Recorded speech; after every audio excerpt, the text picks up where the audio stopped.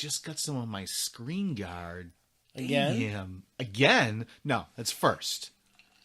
So, welcome to Riff On. My name's Eric D. I am Andrew James, one who sees dimly. And, hey, you've made it this far. We've made it this far. It's episode 2. We talked a little bit about, who we are and kind of what we plan to do with this podcast. Episode 1, we talked about the Vermont beer scene and craft beer in general. And you've made it to episode 2. We said in 000 we're going to talk a little bit about sports. We got a lot of sports we can talk about. We can, yeah. There's lots of stuff going on in sports right now. The Patriots, hot take, Patriots are garbage. It's and the Eagles, they lost Wentz. They could go down from there. We could talk about football, but we're going to start with talking about our mutual love, the one team we can agree on. How is that possible? I don't know. I like it, though, how we talked about the Eagles going down and the Patriots being garbage, but we just skipped over the Cowboys. It's probably better this season since the Cowboys are just a hot the pile of playoffs trash. are still within our sights. That's all I can say. It's going to take, a lot of stuff going on to make it happen, but Zeke's coming back, and we'll talk about the Cowboys and football in another episode. Right. But cheers to the Boston Celtics, Boston Celtics. Oh, man. We both agree about the Boston Celtics. We do. I got to ask, how do you feel about Isaiah Thomas? IT4, King of the Fourth. We're not talking about Zeke here. Well, it's a good thing you clarified Isaiah Thomas because we're both old school NBA fans. We love the old school NBA. So you think of Isaiah Thomas and you think about the bad boys of Detroit and the Pistons, who the Celtics played back in the mid-'80s with Joe Dumars and Bill Lambier, and that Dennis team was Rodman? ferocious. Rodman before he was Dennis Rodman. The bad boys. They were intimidating. The mid-'80s Showtime Lakers. We were just talking about it. This is when you fell in love with the Celtics and I fell in love with the Celtics. Mid-'80s. 30 years ago now. Oh. The NBA was a different world then. Michael Jordan just barely Nobody's coming into talking his about own. Jordan. It was all about Bird and Magic Showtime. Johnson. Oh, man. The Lakers, the Celtics back The big then. three. The Celtics' big three. Yeah, that's what I Bird, remember. McHale, and Robert Parrish. Chief. The Chief. First year I remember vividly, 1986. I want to say it was 6th grade. I vividly remember the Boston Celtics and who filled out that lineup, but Dennis Johnson and Danny Ainge. I mean, all 5 were just great players, and that's when I fell in love with them. Now, have you seen the ESPN 30 for 30, the 3-part series, Celtics Lakers? I have not. I do not own cable. You got to watch it. You have to borrow someone's account. We don't think people should go out and do that. Don't steal copyrighted material. But if you can, what I'm telling you, as a Celtics fan, go out and borrow someone's ESPN login and watch Celtics versus Lakers. I do. Because that 3-part series, it starts from, it's like Bill Russell versus Wilt Chamberlain to Magic versus Bird, and it doesn't get into Paul Pierce versus Kobe Bryant, which was fun in its own right. But yeah, you should watch that. That Celtics Lakers is very good. If you're a basketball fan and you grew up in the 50s, 60s, 70s, 80s, you got to watch it. Yeah. So good. I've been on a big documentary kick the last couple of years as well in all formats, but documentaries big time. So in the 30 for 30, I've probably seen, I'm gonna guess 1, maybe 2. I know there's a podcast out there for it now too. You haven't seen the 30 for 30s? I have not. I don't have cable. Which one have you watched? I don't know. Do not quiz me on that. There's so many now. Remember when there was only like 2 or 3? I can tell you those 30 for 30s, very good. Yeah, I want to see just one of the latest on Ric Flair. I mean, Oh, I don't know if we could riff on wrestling, We could. I mean, I watched the WWF Saturday morning cartoon. I was gonna ask. It was Hulk Hogan versus Junkyard Dog was in there. Roddy Piper. Yeah, I mean, R.I.P. I don't watch Roddy. wrestling anymore, but man, I've been a wrestling fan for a long, long time. And remember when Ric Flair was in the NWA and things like that. But I know that was super high ratings for ESPN, and they just did the 30 for 30 and Ric Flair. I don't think Ric Flair was in NWA. Not that NWA. You know what? We can riff on hip hop too, and old school rap and hip hop. Oh That's man, a totally different story. I love hip hop. But we're talking about the Celtics now, and I actually want to give. What are we drinking right now? This is fantastic. Burlington beer. You got to go into the cellar, but Burlington Beers companies, you can't get there from here. And I want to say the second or third iteration. This is the prickly pear and pink guava. Oh, this is such a good beer. It was very good when I had it fresh, and it ages super well. It is, and this is actually dated 10/12/16, so going back 14 months. Yeah. Don't age your IPAs, kids. Just age sours and dark beers. Yeah. You never know what's going to come out of them then. But yeah, this is fantastic. And yeah, really good.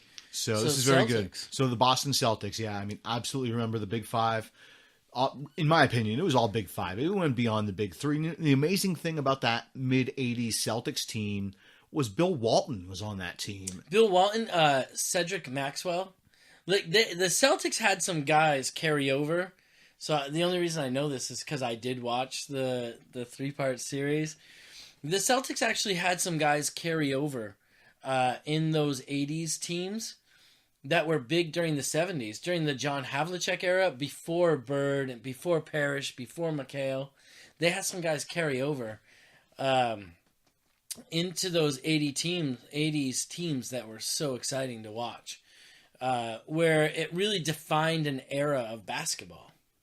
It was punch in the jaw, hard-nosed play. Larry Bird, man. I just remember falling in love with Larry Bird. Kevin McHale punching Kurt Rambis, right? Kurt Rambis. He'll forever be Goggles guy to me. But, Goggles guy? man, he didn't do so well as Phil Jackson's lackey with the New York Knicks a couple years back. The Showtime Lakers, though, too. The games that the Celtics and Lakers played. James Worthy, Michael Thompson, Magic Johnson, Kareem Abdul-Jabbar. I mean, that Showtime Lakers team was Everybody's talking fantastic. about best basketball player. Is it LeBron? Is it Michael? How about, is it Bill Russell or Kareem Abdul-Jabbar? And Bill Russell's before my time, but you look at some of those stats, the Red Auerbach coached Celtics, and how many years in a row they won the championship with Bill Russell? Red Auerbach was Celtics from the 50s until the 80s. That dude created a culture for 30 years that was the standard for basketball. NBA basketball. And coaches nowadays. How you go from you drafted Bill Russell, you drafted Larry Bird. Incredible. I mean, just amazing. We're not even talking about like Dave Cowens and John Havlicek. Like, we're just talking about Bill Russell and Larry Bird. Yeah. Tommy Heinsohn, Bill Russell, drafted the same year. Rookie of the year, Tommy Heinsohn, not Bill Russell. And I was just tweeting the other day with Metallidan about the length of tenure of coaches nowadays across all sports and how short it is. Year in, you're given a year or two and you're out the door. Bill Belichick is an anomaly in the industry, really, and Greg Popovich, speaking of the NBA. Oh, yeah. Pop is, and I don't know when he's going to step aside. I don't know. I hope Brad Stevens sticks around. Brad Stevens, that was I remember, and going back obviously well before Brad Stevens, when the Celtics named Rick Pitino coach. I can't do it. I was excited at the time. I'm triggered. I wasn't excited. He ruined the Celtics for a whole decade. Can't do Rick Pitino. Yeah, but I just can't talk going about back to the 80s was what? It was Casey Jones is the coach I do remember. Casey Jones, yeah, for sure. Celtics have had a rich tradition of not just players but coaches. Yeah, but nowadays the coaches they end up being the scapegoat. a couple of years of a team not performing, and it's coach's fault, and they're showing the door, and these contracts, and these guys are getting paid massive money to leave. What's his name? Fizdale in Memphis. That dude last year could do no wrong. Memphis was an amazing basketball team. Overperformed, yeah. They overperformed. Yeah, absolutely. And what's he get for his troubles this year? Benches Marc Gasol 1 game, and then he gets fired. Yeah. The coach thing is, it's crazy. But the Celtics have had some long tenured coaches, and they've amazing. We're just talking about it now. Current coach Brad Stevens. He's been around since 2013 already. He still looks young. He's still got his hair, and it's still not gray. So he's doing something okay, and I love it. I love what he's brought to the Celtics. People want to play for him. That's the exciting thing. Al Horford not joining the Celtics if Brad Stevens isn't there. Kyrie perhaps doesn't have the motivation to play and to win. Play defense. Because Kyrie wanted a team. He wanted his own team. As soon as he found out that the Cavaliers wanted to trade him, last year's draft, Kyrie wanted out. Wanted his own team. Plays for Brad Stevens, and people talking about Isaiah Thomas and Kyrie Irving is like pretty much a 1-for-1 swap. But Kyrie Irving playing defense this year. I tell you what, Danny Ainge has made some questionable moves over his tenure as the Celtics chief of basketball operations or whatever he is. That Kyrie Irving trade is the absolute steal. Watching Kyrie Irving play, it's like Bo Jackson and Tecmo Bowl. I feel bad. Crazy. I love Isaiah Thomas. IT4. I did too. That dude last year, he was doing stuff that I've never seen anybody do with the basketball. And he's like pedestrian. He's like a normal human being. As far as size-wise. He's maybe even short, like 5'7", 5'8". Yeah. And he was playing with like the best players in the world. That guy, like you couldn't stop him in the fourth quarter last year. He was unbelievable. He was the most exciting thing in the NBA. Yep. Everybody's talking about King of the Fourth, IT4. And Danny Ainge is just like, how long is your hip going to have you out for? Till January? Well, he also looked at the max dollars. I mean, the NBA contract has gone crazy. I know. IT4 probably looking at $30 million a year in Boston. He was going to get max. And $30 million a year in Boston for a guy that's 28 years old, is 5'7". It's tough. Yeah. And looking to get max? Yeah. Like, what's IT going to be in 4 years from now? And I love Isaiah Thomas. Most exciting player in the NBA last year. I watched a ton of NBA games last year. IT4, the most exciting player in the NBA. By far. More exciting than James Harden. More exciting than Russell Westbrook. More exciting than, all right, LeBron James, whatever. All right, best player in the world, whatever. James. It's hard because he's so good. But IT4, that dude in the fourth quarter hitting shots, you stick a gun to his head, he's making those shots. The East is going to be really interesting this year because IT4 is not back yet. The Cavs have won. He'll be back soon, though. IT4 coming back with Cavs. And Kawhi Leonard came back tonight with the Celtics just lost to the other night. But the Cavs have won what? Last I knew, 13 in a row. I don't think they've lost. Celtics, best record in the East. Cavs lost once at least in the last week, yeah. Okay. I've lost touch. Because the Raptors are actually in second place right now. Silently stepped right up. The Celtics lost their first two, then what? The next 16, was 16, it? 16 in a row. Man, the Celtics are fire right now. And what's the injury list? It's Kyrie's out. Gordon Hayward's out. That injury, did you watch that first game? No, thank God I didn't, because I probably would have freaked out watching that injury. We've talked about Twitter, and Twitter is a place where you get to see things that you don't need to see. I did not want to see it. I couldn't look away. It was like I was rubbernecking on Gordon Hayward, and I was just so sad. That first game, I felt like Red Sox fan who Aaron effing Boone hits the home run to end a magical 2003 Red Sox season. I felt like that all over again. Like, just bad things happen to Boston teams. Yeah. And then they rattle off 16 wins in a row. It's like, wow. But we're skipping a whole... I mean, my God, we talk... It's like any subject that we riff on. We could just talk about it all night long. But we talked about our entry to the Celtics, the 80s, mid-80s Larry Bird team. We're talking about the modern teams. We skipped the mid-2000s and the big three. I mean, I remember when the Celtics drafted Paul Pierce. And at the time, it was like... I remember him in Kansas, and I was like, interesting, and he's going to go down as a Celtics Hall of Famer. And had a great career with the Celtics. And one of the bummers about any player as they go around and play with some other teams and kind of lose their luster a little bit. But the new big three, when Kevin Garnett and Ray Allen, and Paul Pierce. Jesus Shuttlesworth. But my goodness, I mean, bringing a title back to Boston. I mean, hey, the 2000s have not been horrible to Boston sports. No, Doc Rivers took a young team, a young, exciting team in 2005, right? So that would have been Al Jefferson. It would have been Gomez, right? It would have been Tony Battier. It would have been...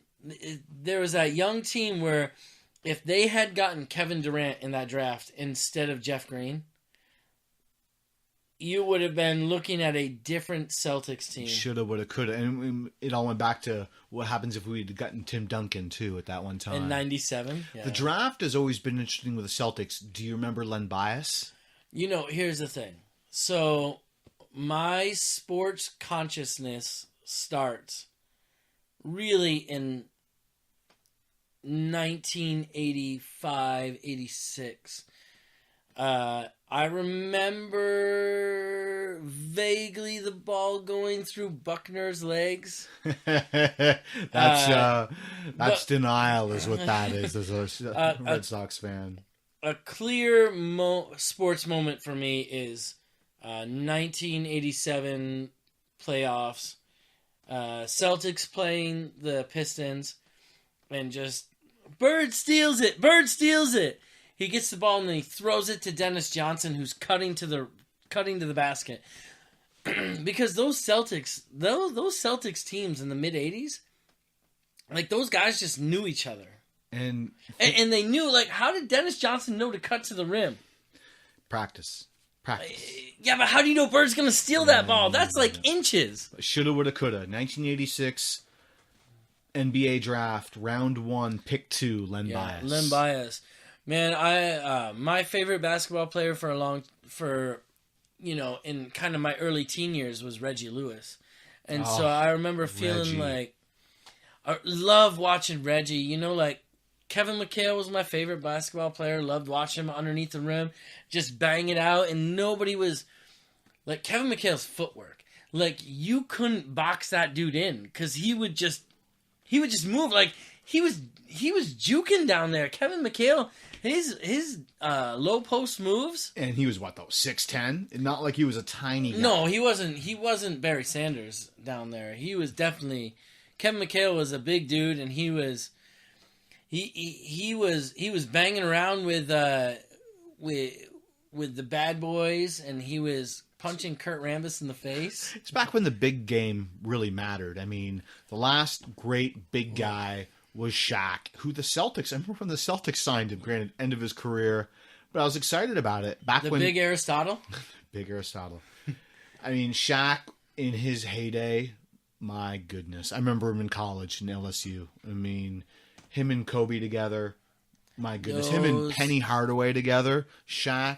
I'm telling you, you gotta watch some of these 30 for 30s because the 30 for 30 on that mid 90s Magic team is amazing. It's Nick Anderson, it's Penny Hardaway, it's Shaq, it's Dennis Scott.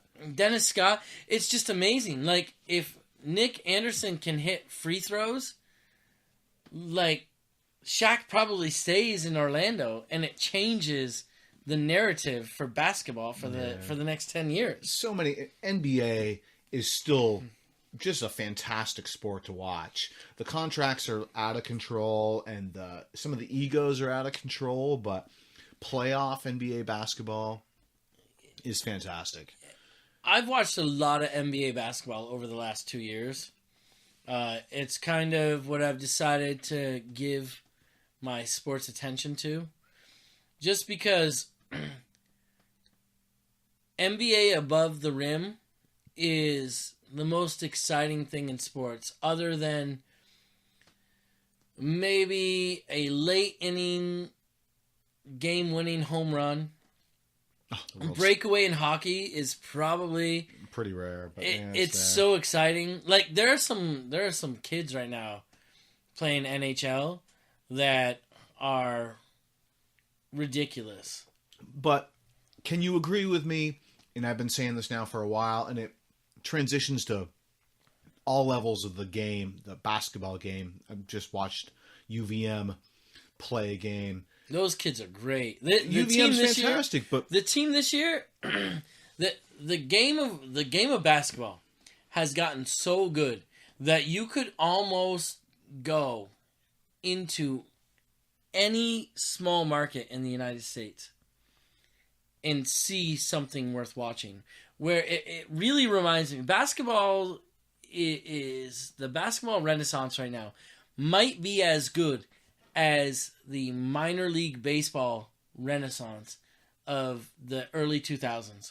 Whereas you could go and see baseball in almost any state, in any small market, and see like really good baseball. Basketball is almost to that point right now in the country where the players are so good. Yes, but can we agree that the 3-point shot has ruined, if you will, the game and the offenses?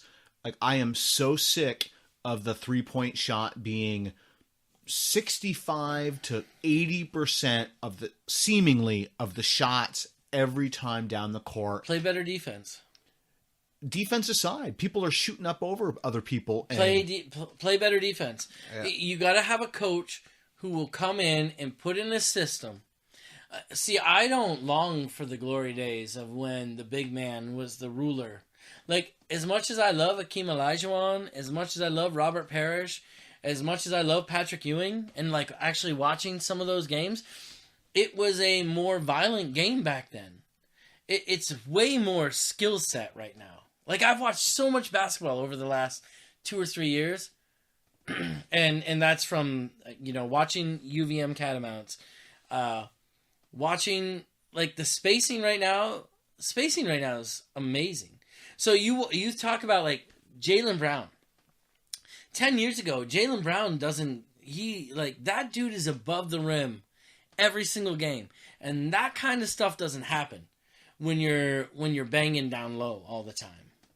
All right, we'll agree to disagree about the 3-point game, but we can talk about Jaylen Brown, and that pick now 2 drafts ago for the Celtics was a little maligned, but watching him play this year, people thought Danny was like picking way. People thought Danny wasted that pick. Jaylen as an athlete, and here's the thing, is like Danny was drafting for a wing defender because he knew Jaylen's athleticism was there. Right. Like, it was obviously there. Was the offensive maturity there? Was Jaylen's ability to put all of his skill set together? It wasn't last year, but not offensively. He a high level defender. Yeah. I heard an interesting stat earlier on Mike and Mike before they just went off the air, and I believe it stemmed back to the beginning of the Danny Ainge era in Boston, was how many of Danny Ainge's draft picks have gone on to become an all-star? And the answer involves a goose egg, which blew me away. So, but they not Al Jefferson? They went through it. Not Al Jefferson? Well, not Tony Allen? Tony Allen? Tony Allen at his best was the 30th best player in the league, maybe. Oh, but this is going to change. Listen, defense. This is going to change. Defense does not make you into the NBA All-Stars. I know it doesn't. But so this is going to change. So this year, the Celtics trade away number 1, Markelle Fultz, and look how great that is. We got Jayson Tatum. I'll tell you, I saw Jayson Tatum play in a high school basketball game 2 years ago, and my my hot take from that was he's kind of boring but like solid, and he's not necessarily fun to watch. He kind of reminds me of Shane Battier at Duke. Like, that's what he reminded me of. And Shane Battier, solid player. Absolutely. But not all-star, not exciting. Right. Jayson Tatum this year, holy smoke. If he keeps this up, he'll be an all-star. Okay, so I know you're maligning the three-point shot. Jayson Tatum leading the league in three-point percentage. It's incredible. It really, really, really is. At this point, right now, he's shooting 53%. 53%. That means 1 out of every 2 shots he's taken behind the arc is gone in. He's making. That's amazing. Ridiculous. And he's 19 years old. And they traded back and grabbed him. Is the amazing thing. And they grabbed him and everyone's like, what? Why would you do that? So here's the thing. So when I go to the Hoop Hall Classic in Springfield, Mass. I've done that the last 2 years. I got to see Lonzo Ball play. I got to see Marvin Bagley play. I got to see who will be the number 1 draft pick in the 2018 draft. I got to see Markelle Fultz play. Markelle Fultz in high school, playing against high school kids. Dude didn't belong there. Like, right. This basketball tournament's ridiculous. But I will say this about Jayson Tatum. I called him a boring basketball player. He scored 25 points, just nonchalantly in that game. Right. His game it's non-flashy, but he's got so many skills that I'm excited. I mean, for this year, for next, I mean, the Celtics, look at the turnover. I mean, they were not to say on the cusp of the finals last year, but they made it pretty darn far. IT4 had us right there at the edge, and they turned over, 4 people of returning from last year? They had 4 returning players. And we were doing this well this year without Gordon Hayward, the number 1 really free agent splash in the NBA, gets injured. Freak injury, game 1. 5 minutes into game 1. And the C's are this far. And as much as I appreciate what Jay Crowder did for the Celtics, go back and watch that video. Jay Crowder pushed Gordon Hayward. Go back and watch it. Just go back and watch it. There's contact. I'm just saying, not trying to be conspiracy guy. I haven't watched it. I know you haven't watched it. It's hard if you're on the Twitter and you follow certain things. That was back then. I even ignored then.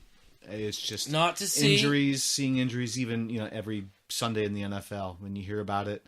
I didn't even go back and see Frazier's.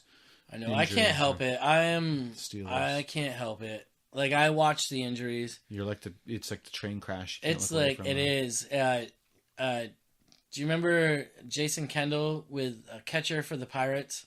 Rounding first base at the Big O, Montreal, Olympic Stadium, and his ankle just snapped, rounding first base. I don't remember that. You can see it on YouTube. Oh, I'm sure you can. And the Big O was home to my first baseball game. Oh, mine too. My first Yankees game, too. Both.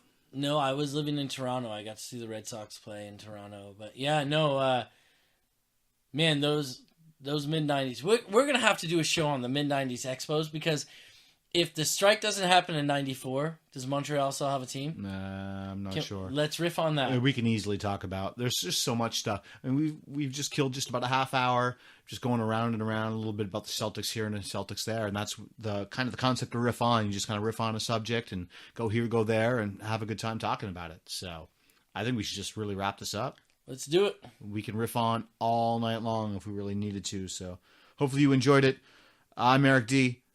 Andrew James. And thanks for listening to Riff On.